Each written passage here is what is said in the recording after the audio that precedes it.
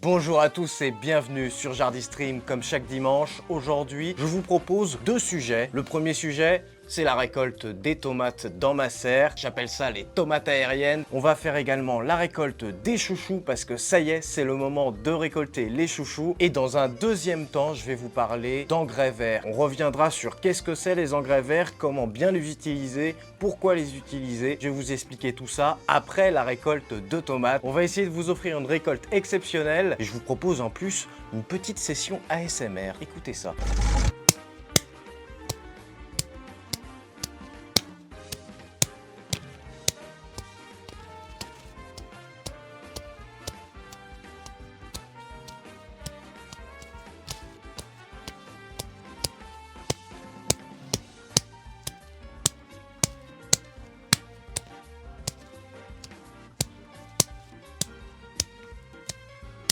C'est parti pour la récolte de chouchous. J'espère que vous allez apprécier ce moment. N'oubliez pas de faire des caripoulets avec les chouchous.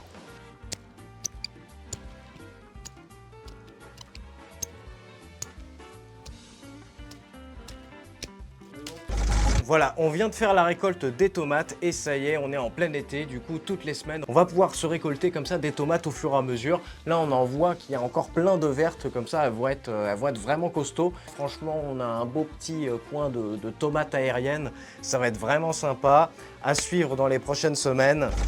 Alors, suite à notre récolte, donc entre les chouchous qui étaient dans la serre et à l'extérieur, on a ramassé pas mal de chouchous. On en a un énorme juste ici. Juste poids en commentaire, dites-nous combien de grammes le chouchou, je vous dirai la réponse en fin de vidéo. Beaucoup de chouchous ramassés.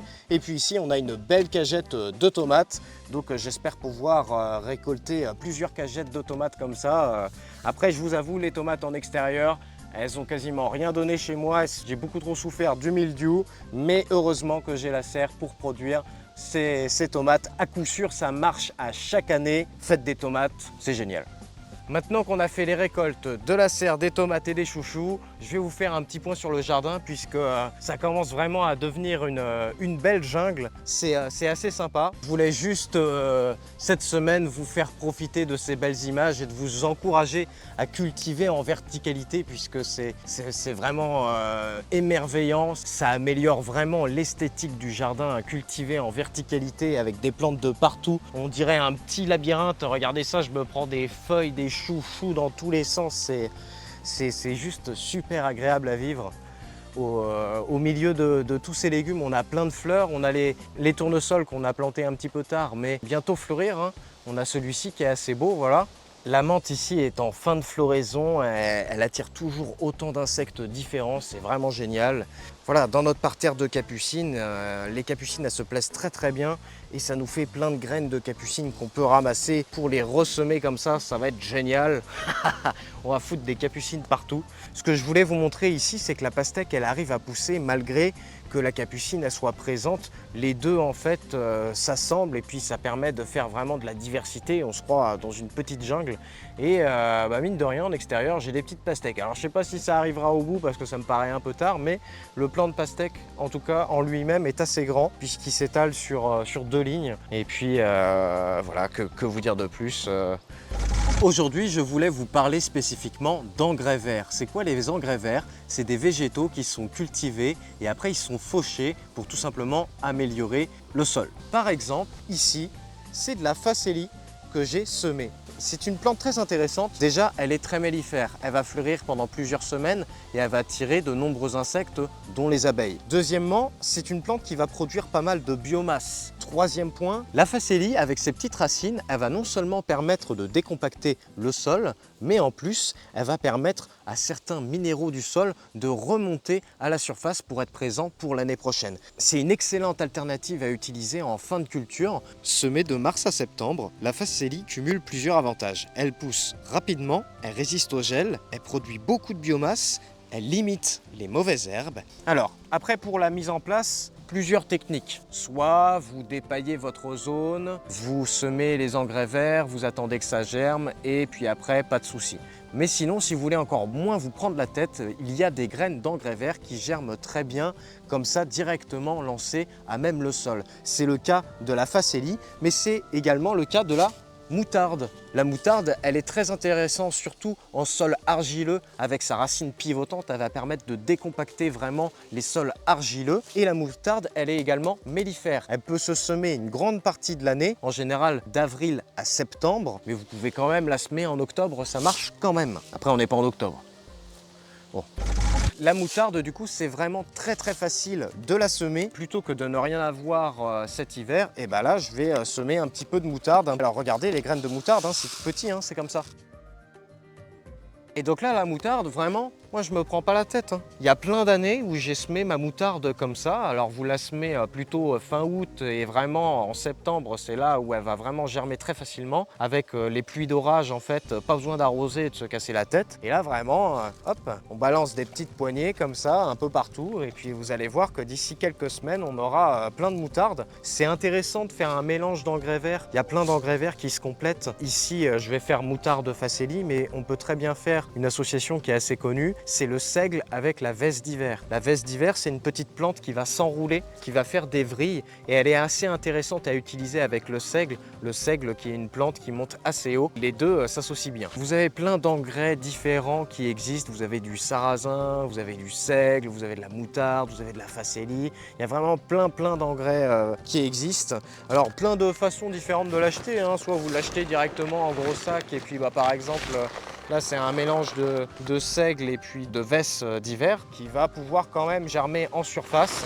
Si vous voulez vraiment pas vous prendre la tête, vous pouvez tout simplement les semer comme ça directement au sol. Et ça va pousser, ça va vous faire de la biomasse que vous pourrez soit utiliser en termes de couvre-sol à l'hiver pour protéger votre sol des fortes pluies, ou alors vous pouvez l'utiliser aussi, cette biomasse, pour augmenter l'état de compost. Donc voilà, après sinon la méthode qui reste quand même assez efficace, vous dépaillez une zone, vous grattez un tout petit peu la terre, vous jetez vos graines d'engrais verts et puis après vous mettez un petit coup d'arrosoir et puis ça viendra tout seul. Mais si vous voulez encore moins vous prendre la tête, faites ma technique. Vous allez voir, vous serez surpris. Moi, je vais en foutre partout. Je vais foutre de la moutarde, de la facélie et tout. J'en ai déjà fait plusieurs passages. Après une culture d'échalotes, d'ail ou de patates, on pourrait très bien semer un engrais vert directement. Surtout, ce qu'il faut retenir, c'est ne pas laisser votre sol à nu. Je vous incite vraiment à semer des engrais verts pour améliorer la structure de votre sol, pour la biodiversité du sol, et puis des plantes mellifères pour nos petites abeilles. Et puis, tout se passera bien. Et pour vous donner un exemple, ça c'est du seigle que j'ai semé en août de l'année dernière. Il avait extrêmement bien poussé, alors j'ai pas pensé à garder des images de la culture, mais je l'ai laissé monter en graines. Je peux tout simplement récupérer les graines pour les ressemer cette année, pour les réutiliser. Pour récupérer les graines, rien de plus simple, et il suffit d'enlever les graines présentes sur le bout d'un épi, comme ceci. Ah, malvenu. Et après, vous avez plein de graines de seigle pour recommencer l'opération de votre engrais vert.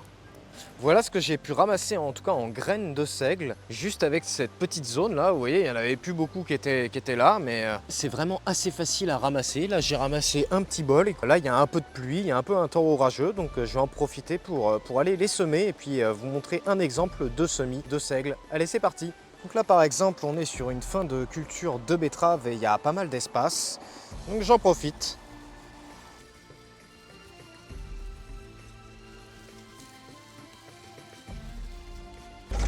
Alors nous sommes donc chez le Catalan et pour vous illustrer tout ça, je vais essayer de vous proposer plusieurs expériences. Première expérience, du coup là on va dépailler cette partie-là, on va faire un semis d'engrais vert classique où je vais semer seigle et vesse d'hiver. Ensuite, ce que je vais faire là, c'est que je vais griffer un petit peu le sol pour mélanger un peu les graines là. Maintenant, deuxième expérience. Donc là, on a vraiment directement le foin et la paille qui étaient en train de se décomposer. Et ce qu'on va faire ici, c'est simplement les jeter par-dessus. Et c'est tout ce qu'on va faire. On constatera s'il y a des différences ou non. Donc ensuite, moutarde directement sur du paillage.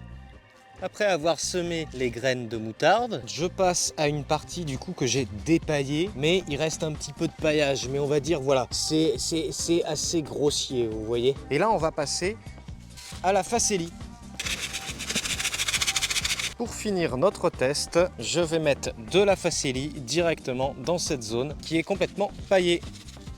Et enfin, mélangé avec la facélie directement sur la paille, je vais utiliser cette fois-ci les graines de seigle. Et voilà, on sème les graines de seigle qu'on a récoltées tout à l'heure. Alors, pour récapituler un petit peu ce qu'on a fait sur cette zone, c'est donc du seigle et de la vesse d'hiver sur un sol dépaillé et griffé. Derrière cette zone, on aura la vesse d'hiver et le seigle sur une zone avec un large paillage. Sur cette zone, on va avoir de la moutarde semée directement dans le paillage. Sur cette zone, nous avons donc fait un semis de facélie. Ici, nous avons fait directement de la facélie et les graines de seigle. Voilà en tout cas pour la petite séance semis d'engrais verts. Pour ne rien rater des résultats, vous pouvez vous abonner à la chaîne et d'ici 3 semaines, 1 mois, on refera un petit retour sur les engrais verts pour savoir quelle technique a le mieux marché. N'hésitez pas à nous dire en commentaire quel engrais vert vous utilisez et à quelle période. Et pourquoi pas savoir votre technique de semis préférée. Chers Jardy viewers, cette vidéo arrive à sa fin. Belle récolte de tomates, belle récolte de chouchous. J'ai trouvé encore 1 ou 2 courgettes. Moi je vous dis à la semaine prochaine. Merci d'avoir regardé cette vidéo jusqu'au bout. Je voulais vous remercier d'être encore de plus en plus nombreux à nous soutenir. On est maintenant plus de 2750 abonnés, donc un grand merci à vous. Je vous souhaite de bonnes récoltes. À la semaine prochaine au pays des jardiniers sur Jardy Stream. N'oubliez pas de promouvoir Jardy Stream à travers le monde. Dopamine.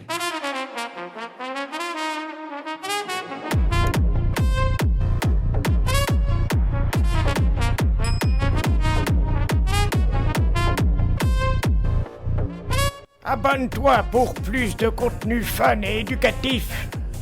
Qu'est-ce que je fais avec ça, moi?